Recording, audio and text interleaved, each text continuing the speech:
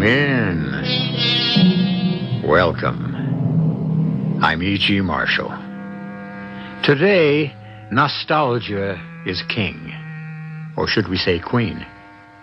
What is lacking in these times that we constantly seek solace in the past? Especially when the truth is the past was a harder, slower, hungrier place. Yet, many of us try to recapture the past by seizing upon its outward trappings. You who do so should be careful. Unconsciously, you may break through the glitter and capture the essence. And then what will become of you? Your clothes and hairstyle may come back into fashion, but your sense of values?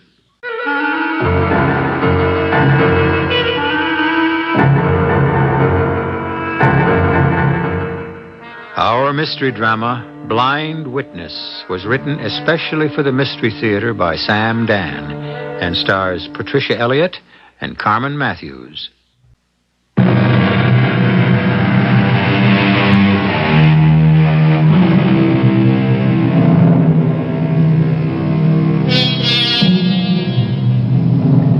Truth, as we all would agree, is stranger than fiction. And that is because, as the scientists tell us, matter can neither be created nor destroyed. The things we have to work with are the things that already exist, and only they can serve as the building blocks for our castles, real or imagined. We call the ones that we have seen before truth, and the new or strange ones fiction. The difference lies in perception. Is everything clear? Well then, forward with our story. All right, you know the place. It's around the corner. Okay. First, walk past. See if he's alone. Hey, you expect I'd go in there if there was somebody in the joint? What do you think? I started in this racket yesterday. He ought to be by himself this hour of the night. If not... Yeah, I'll wait. You walk in, you don't say a word. You just let him have it, you understand? Why are you so nervous, chap? I was born nervous. It's as dark as the ace of spades. The rain's coming down, cats and dogs. There ain't a soul on the street. This job has to be right, exactly right. So that's why I'm here, ain't it? All right, go get him. You got my dough? I don't do this for kicks. You know I got your dough. 25 seconds to walk to the joint. 10 seconds to knock him off. 25 seconds to walk back to the car. That's what they call portal-to-portal pay. It adds up to exactly 1 minute. 10 grand for 1 minute's work. If you're set, go ahead. 10 grand a minute. I'm the highest paid wage earner in the world. Well, you go already. What are you waiting for? All right, in 3 minutes, it's gonna be midnight. So what? It's still Friday the 13th. You mean you're scared of that stuff? In this line of work, you take every edge you can get. Why knock a guy off on Friday the 13th when you can wait 2 minutes and cool him on Saturday the 14th?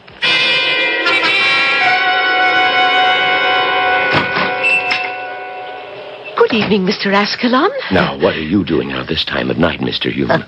You should be scared to walk the streets. Thank you for your concern, Mr. Ascalon. You're a true friend. Well, it's almost midnight, and there's a very low element out on the streets. I have come to obtain my sister's medicine. Yes. I've got some right here. Oh, thank you. How much is it? The usual price, $5. Mr. Ascalon, haven't you ever heard of inflation? In inflation? You have been charging me $5 for the past 25 years. Shouldn't the price have gone up? Oh, not to you, Mr. Hume. And now I tell you what you'd better do.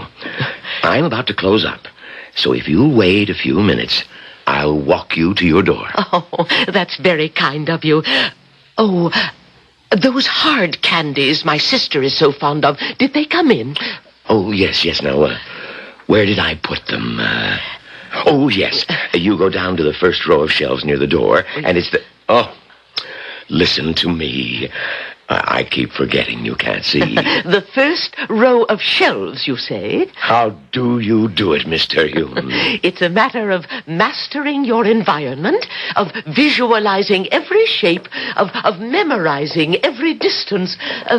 Down here, you said? Yes. Say, that's uncanny. I mean, how do you just put your finger on it like... Oh, yes, sir. What can I do for you? No, don't. Don't. Mr. Ascalon? Mr. Ascalon? Hey, who are you? Where did you come from? Mr. It's too Ascalon. bad, sister. What?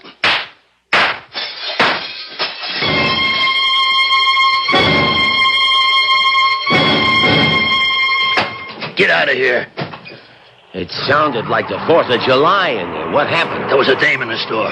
What do you mean there was a dame in the store? I look in the window. He's all by himself. I walk in, I hit him, and all of a sudden I hear this dame's voice. What dame's voice? She must have been behind a shelf. She just shapes up out of nowhere. Well, did you... Yeah, she's finished. Listen, are you sure? Nobody could live with all the lead I give her.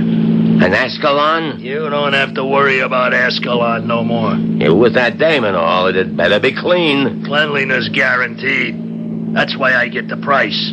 Hand it over. Okay. 10 big ones.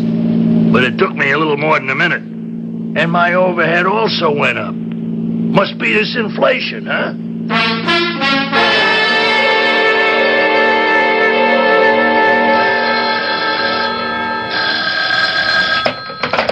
Captain Sterling. Oh, yes, sir. Yes, the man's name was Armand Ascalon. 50 years old. Yes, he owned a drugstore. I assigned it to Jedwick. Julia Jedwick. Well, she's attached to homicide. Yeah, so she's a detective first grade. No, I don't think she can do any harm. I'll supervise her closely. Yes, sir.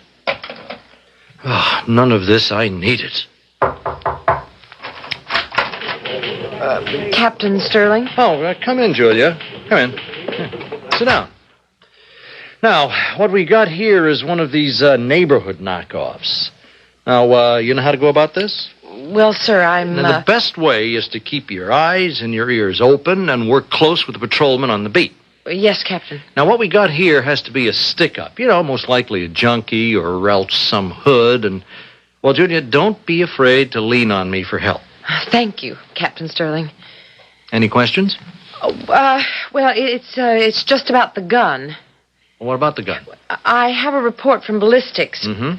The 2 bullets that were found in his body were fired by a .357 Magnum revolver. So, what's your question?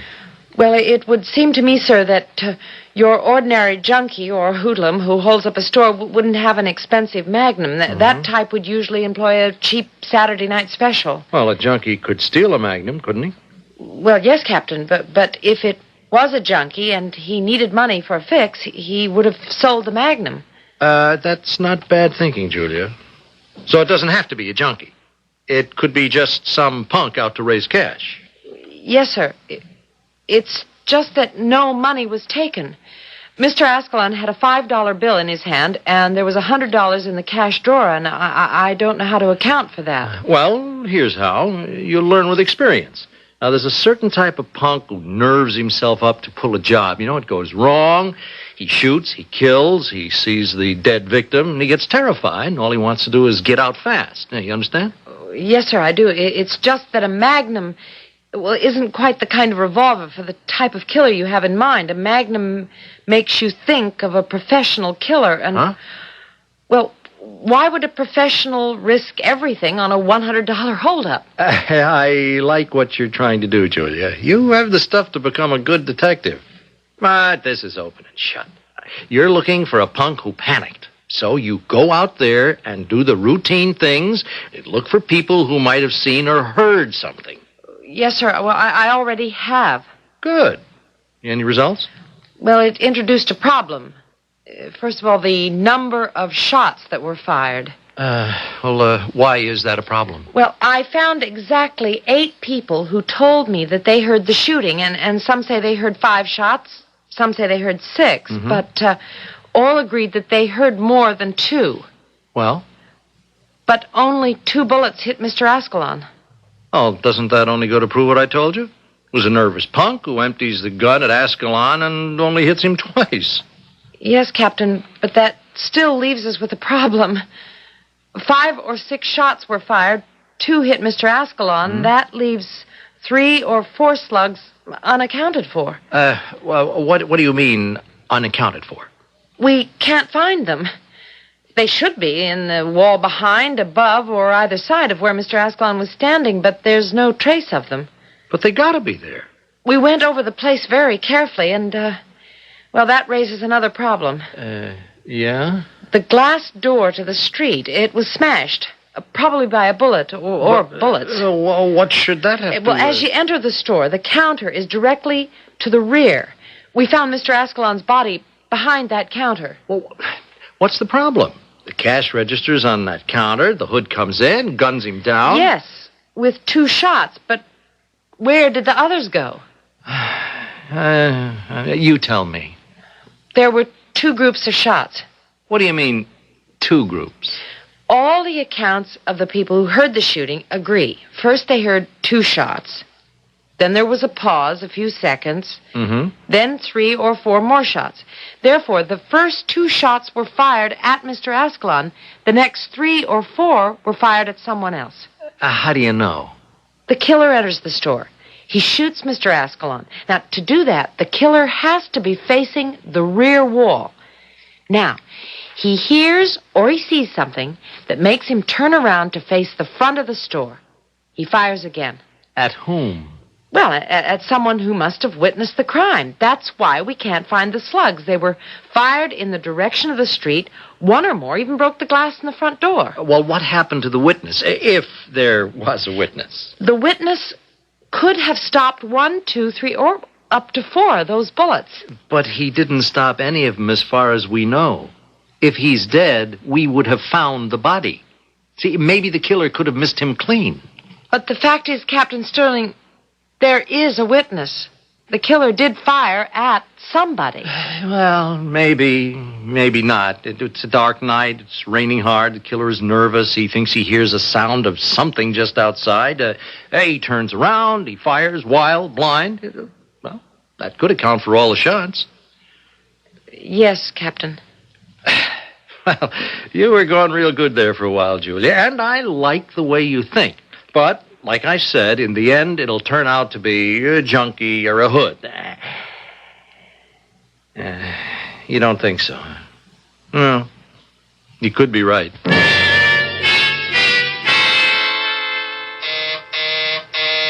Okay, knock it off, will you? I'm coming, okay. Who's there? Me, Chappie.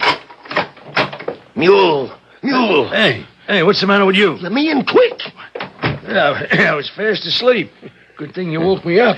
I got a plane leaves in an hour. Have you seen the morning paper? Oh, I never read the papers. Yeah, well, you better read this. It says druggist murdered. You gotta expect the papers to print this type of thing. It's news, ain't it? Just read it. Well, why should I read it? Ain't gonna be news to me. Druggist murdered. At midnight last night, Mr. Armand Ascalon, 50-year-old proprietor of Ascalon's Pharmacy on the corner of Bridge and High Streets, was shot to death by a bandit. Hey, I ain't no bandit. It has not yet been determined what has been taken from the store. The police are following an active line of investigation, according to Captain of Homicide Detectives James L. Sterling, Jr. So? What do you mean, so? Ain't there something missing from that story? I don't think so. Think, for crying out loud. Oh, okay. What's the beef? My boss calls me into the office this morning, right after he reads the paper. And he lays this question on me, and so I'm laying it on you. What about the dame? What dame? You said there was a dame in the store. Well, that's right, there was. I didn't spot her at first, but since she seen the whole thing, I had to take care of her, too. And you did? I told you she's dead. Well, that's what I told the boss last night. So this morning he wants to know, why don't it say nothing about her in the paper? What do you mean? It's got to say. Hand me that. Yeah, go ahead, pal. Where does it say one word about the dame? But I got her. I know I got her. Then why wasn't it reported? They can't keep a thing like this out of the press. You missed her. That's what you did. You missed her clean. No, I wasn't 10 feet away from her, and I don't miss. I could even hear her go, ugh, when them first bullets hit her. She's dead, I tell you, Chappie. She's dead. Okay, Mule. Just answer me one question. Where's the body?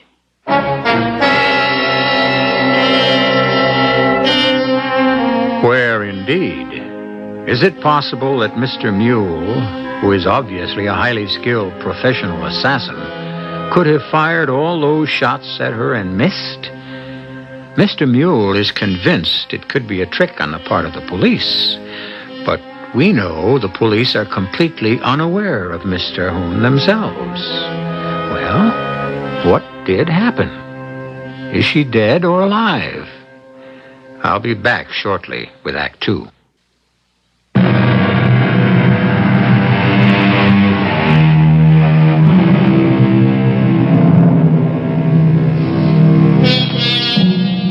Edgar Allan Poe, who invented the type of story you're listening to now, set down the basic rules.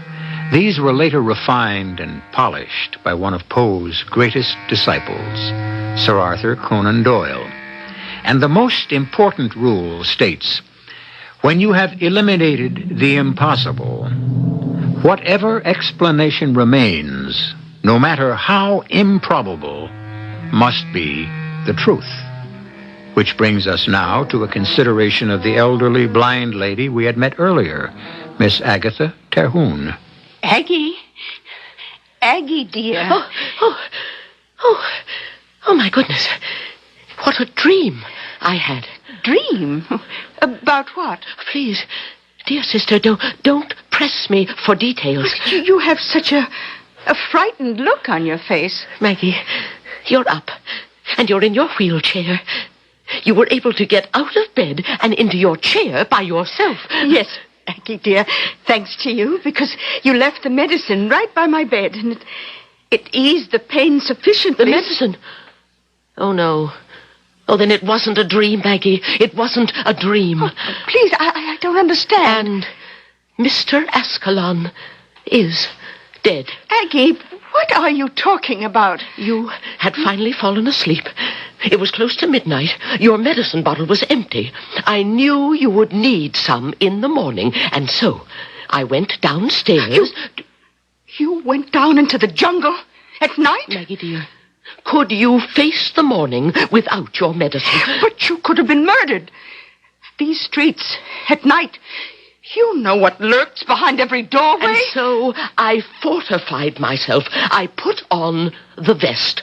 At least I would be safe from knives and bullets. You should have waited till morning and wheeled me. The rule is you must never go alone. By morning, you would have been in too much pain. I would have put up with it somehow, and beneath my blanket, I could have the Colt 45 in one hand and the can of mace in the other. I had no choice. Aggie, you know you can't see. I know how to get every single place in this neighborhood and back. Just because I'm blind is no reason to treat me as an invalid. Oh, my poor darling Maggie. I'm so sorry. I shouldn't have said that word. It's true. I am an invalid. I can't walk. I'm also a drug addict. Don't say that. Will that change anything? We were both in the same accident. Don't relive it. I lost the use of my legs. You lost the use of your eyes. For 40 years now, I've clung to you. I've been supported by your strength because I have none of my own. Look at us. We've become two crazy old ladies because of me. I won't listen to any more of this. You risked your life for me.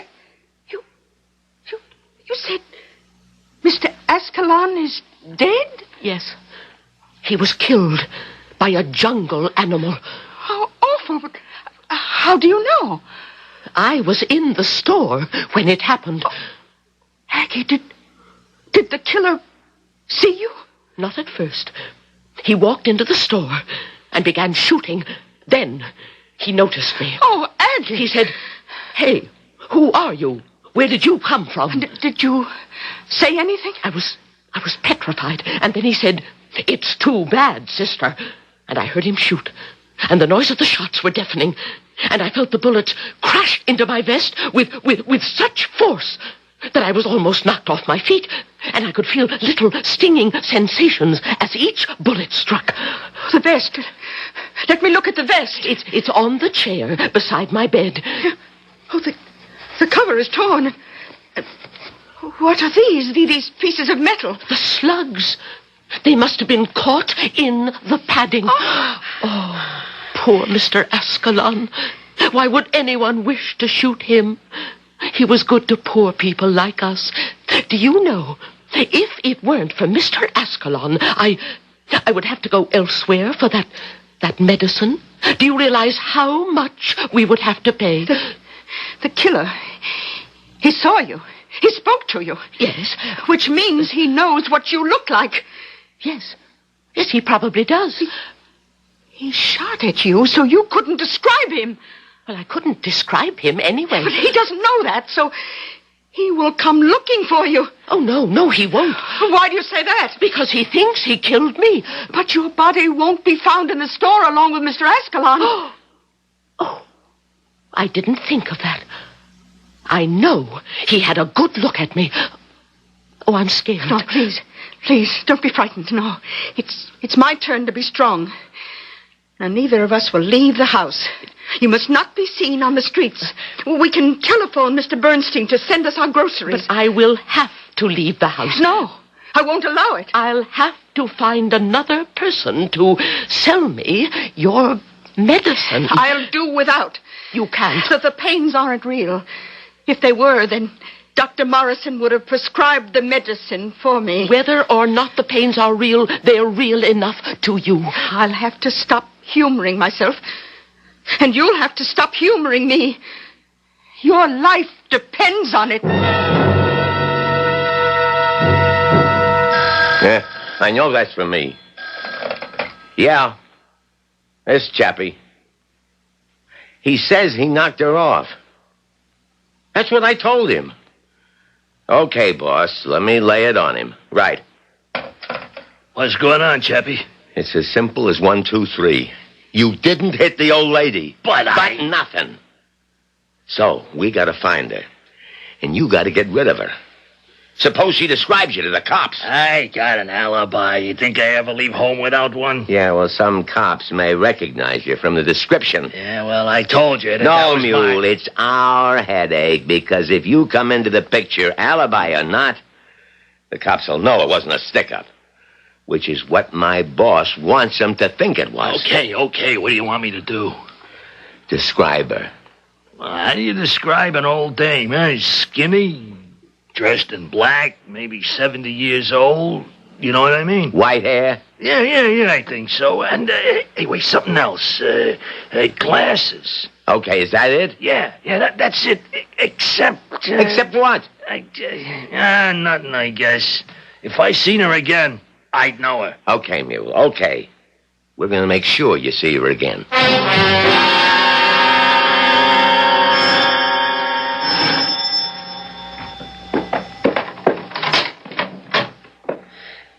Good evening, Mrs. Caravel. Oh, yeah, you're the cop, the lady cop. Yes, may I come in? Oh, thank you.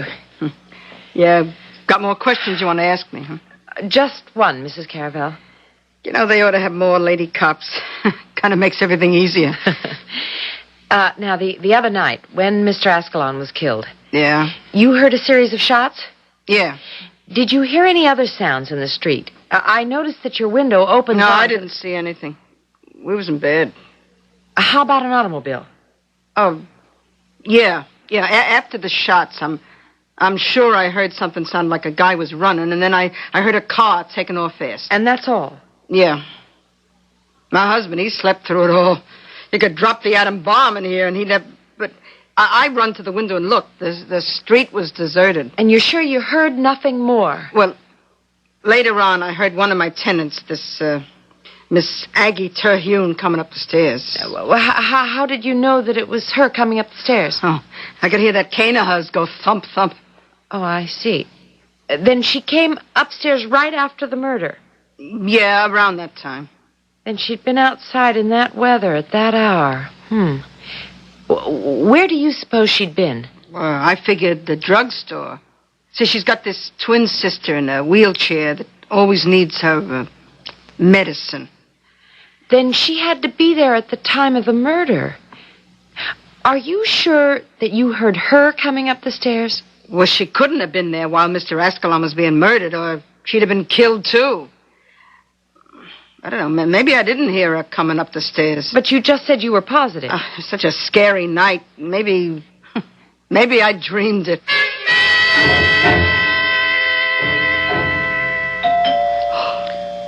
Maggie? It's the door. Yes. Who could it be? I don't know. The killer. Miss Terhune? It's a woman's voice. Oh, the killer wasn't a woman.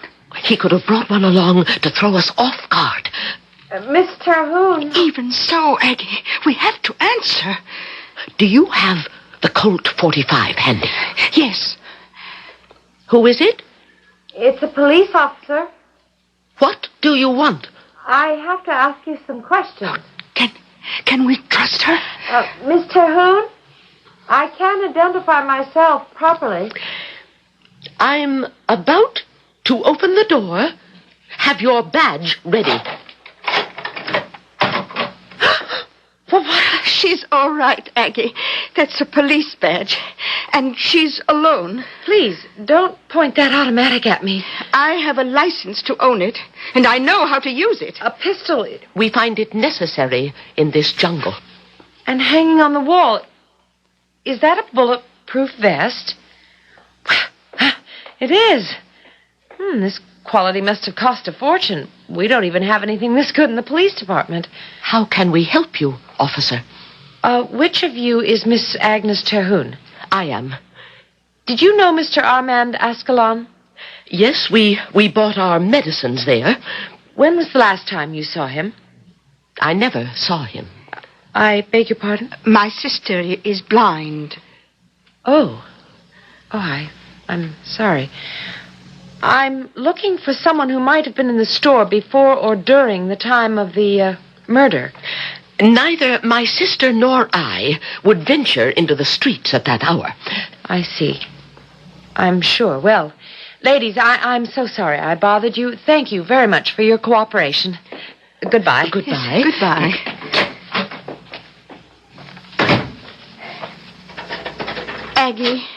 Aggie, you could have told her the truth, that you were in the drugstore. No, my dear. We must keep out of this at all costs. But she was a police officer. Couldn't we trust her? We can't trust anyone who lives out there in that jungle.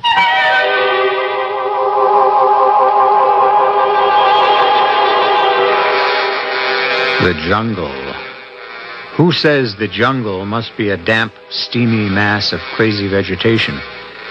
It can be a steel and stone canyon of tall buildings and busy traffic. After all, it's not what the place looks like that makes it a jungle. It's the law that its inhabitants obey or choose to disregard. Our safari continues in Act 3, which I shall bring to you in just a few moments.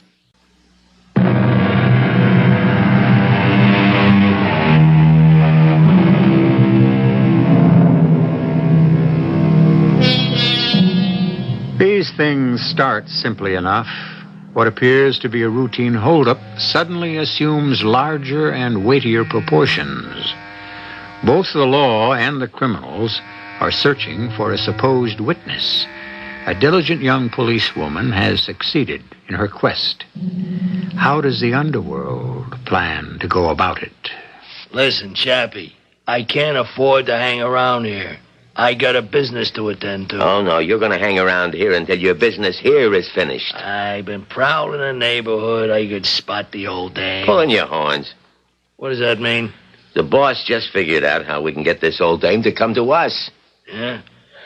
What was she doing in a drugstore at midnight in a howling rain? Beats me. Come on, use your head. Would she go out if it wasn't something important?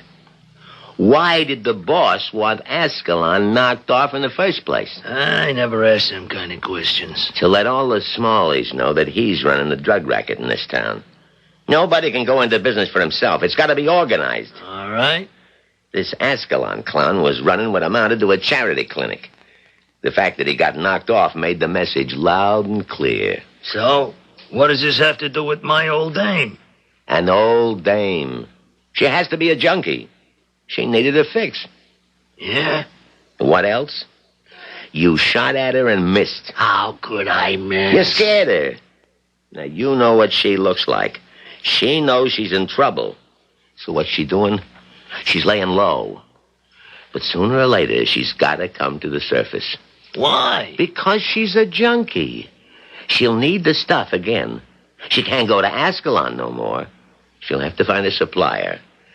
And the only supplier operating in that neighborhood right now is one of our own people.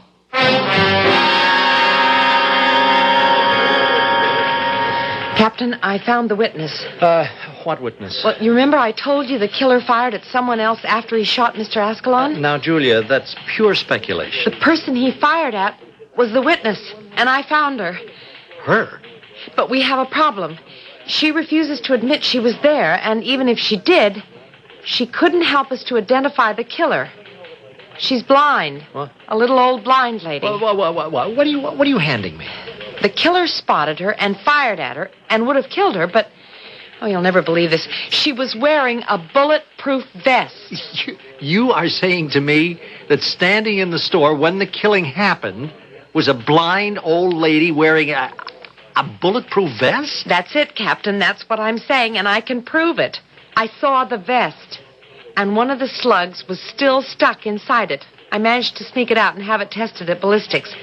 It was fired from the same gun that killed Mr. Ascalon. You mean you got all this already? Well, you see, I had to ask myself why this blind old lady would go down to Ascalon's store so late at night in a bad neighborhood. She wore a bulletproof vest? Yes. You see, she and her sister are somewhat, well, eccentric.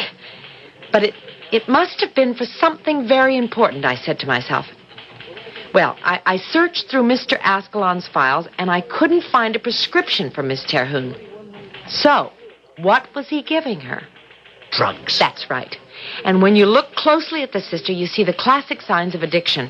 Her nose itches, she had a nervous tic, her eyes can't seem to focus, she sniffs. Drugs, sure. That's why Ascalon was knocked off. He was freelancing. The syndicate must have wanted to teach an object lesson. Yes, sir. There, you see how you put these things together after you've had as much experience as I have? No, Julia. It's all yours. You deserve all the credit. Sir, for what? We don't have the killer. We will. But how? They are going to come after your little old lady. What, but how can they find her? You found her. Never let yourself get trapped into thinking that you're the only smart one. But but they don't have to find her. She can't identify the killer. She's blind. They don't know that. But they're going to try to kill this woman. I know. Isn't there something we can do? Yes, we can protect her. But, sir, we're not infallible. Well, what do you want us to do? Spread a story in the press that, yes, there is a witness, but she's blind? Well, that might stop them from... That wouldn't help. They wouldn't believe it. They'd smell a rat. But... Julia, they know there's a witness. They won't rest till they get her, unless we get them first.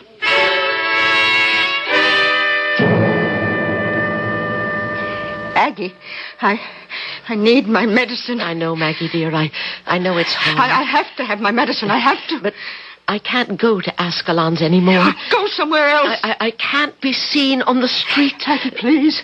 Oh, please. Everything hurts. Try to stand it just for a little longer. Well, help me. Maggie, hold on. Try. It's your fault. The accident was your fault. You were driving the car. You were jealous of me. Jealous of my beautiful legs. Try to calm yourself. I was the pretty one.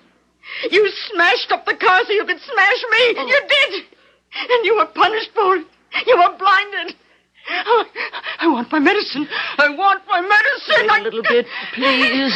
Make it last as long as you can. Wait till tonight. No, please. No. We have to make what's left last at least a month. No. I want it now. Oh, please. Please, Aggie, my dear sister, please. All right. Please. All right. But be careful. Don't spill any. Oh, yes. Thank you, dear sister. Oh. The sweetest sister anyone ever had. So loyal, so loving, so true. Maggie. Oh, I can close my eyes now. Thank you. Thank you.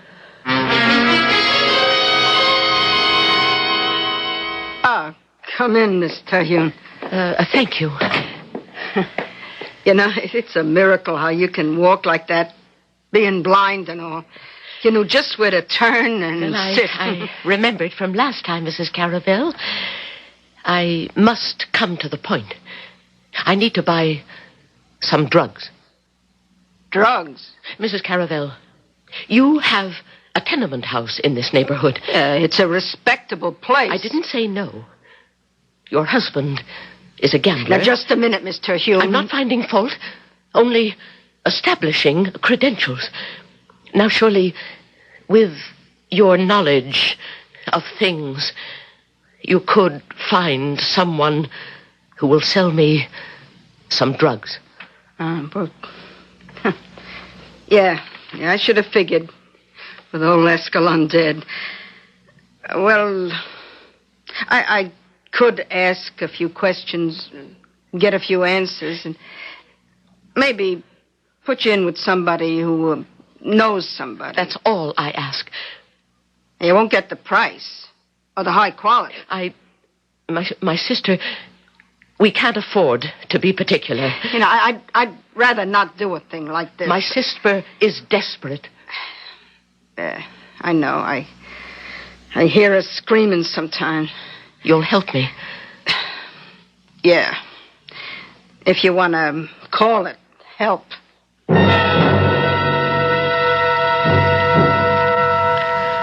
Okay, Mule, we can saddle and ride. What you got, Chappie? I got your little old lady. Who? Her name is Terhune, Agnes Terhune. How? I told you she'd have to come up for air. How long could she stay under? She found Lester. Lester? Yeah, Big Lester, the neighborhood pusher. He was told to make a note of new customers, especially old ladies. He pegged her. How does he describe her? Thin, white hair. How many of them can there be? It's got to be yours. No, something's missing. What? I don't know. Something about that old dame. I can't put my finger on it. Well, whatever it is, you still have to finish her off.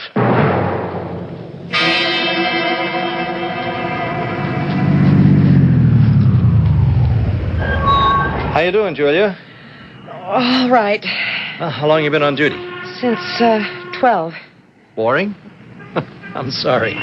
It's not all brain work. Yeah, sometimes you gotta pull things like stakeout. I don't mind, sir. Anybody who looks suspicious going into the house? No, not yet. Trouble is, we don't know who to look for. Sir, that truck pulling up in front of the house. Huh? Oh, it's nothing. It's the electric company power truck. Oh. Yeah, you see? There's two guys getting out. They're gonna read the meters. How do you know, sir? Well, they're carrying those clipboards. Well, I wouldn't be too sure.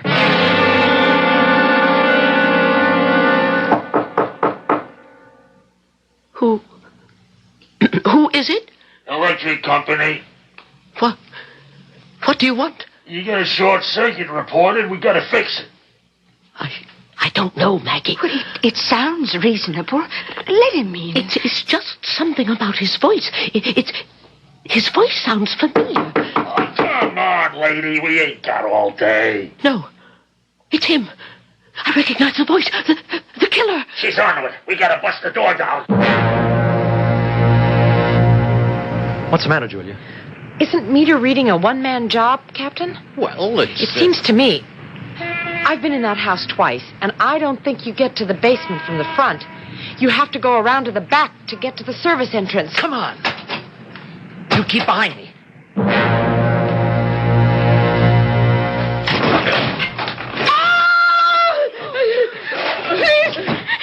Please don't kill her. Is that the one, Mule? Yeah, the tall one with the dark glasses. I know her anywhere. Don't kill me. Don't kill me. I'm sorry, lady. But I could never identify you. I'm blind. Pay no attention. Do what you have to do. Freeze! We're police officers! Drop it! Both guns! That's it! Stand still. You ladies okay? Oh, now I know it was bothering me all along. She's blind. Are we safe now, officers? Yes, ladies. You're safe now.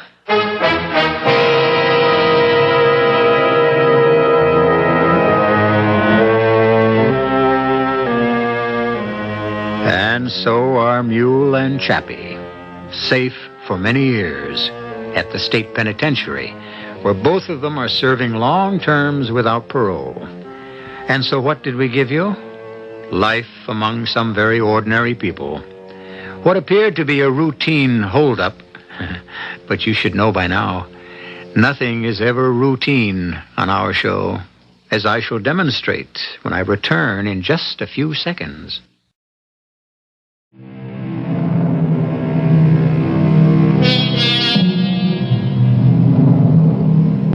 Someone once said, everything can happen to anyone, provided he lives long enough.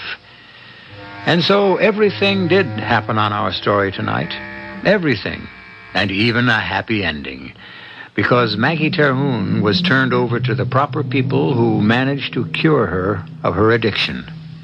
For all kinds of endings, remember we are here 7 times each week. Our cast included Patricia Elliott, Carmen Matthews, Leon Janney, Bryna Rayburn, and Earl Hammond.